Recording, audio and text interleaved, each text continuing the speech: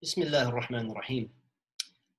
There is a phenomenon taking place whereby Muslims are approaching the Quran and the Sunnah through Eurocentric philosophies that have actually been socialized into them.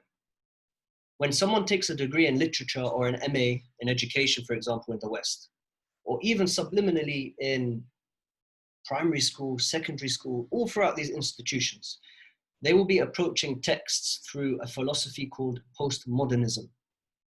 This is another child of philosophical liberalism, and it is at the root of Western education, actually. It is also rooted in the way Orientalists look at Islam. Looking at a text through postmodernism basically means that it is up for interpretation according to the subjective understanding of any individual. So Shakespeare, for example, becomes a blank canvas and can mean whatever you interpret it to mean. Meaning is superimposed onto the text. There is no one truth.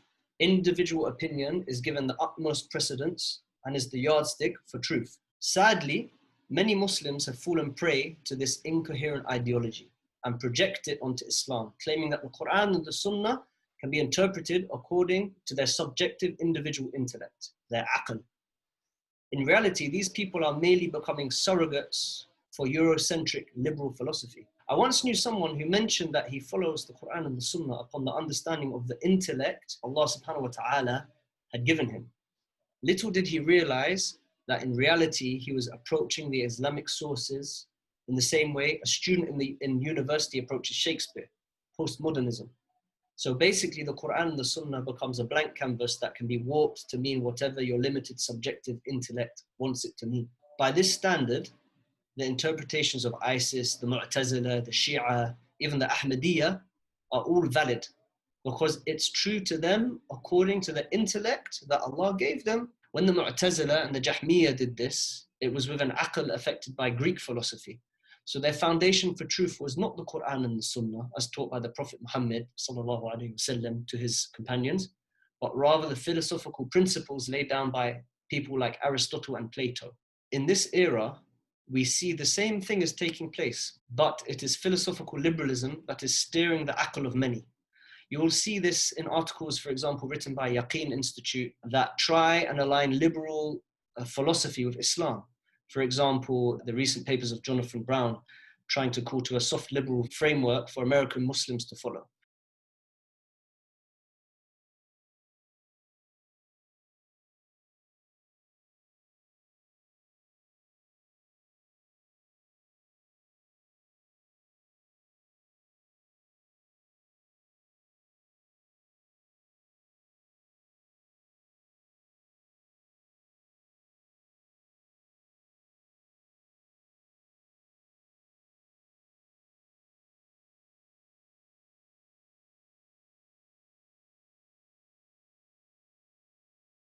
Ala kulli hal, soundest methodology for reaching truth is the Quran and the Sunnah as understood by the ijma' of the companions and those who followed them in good.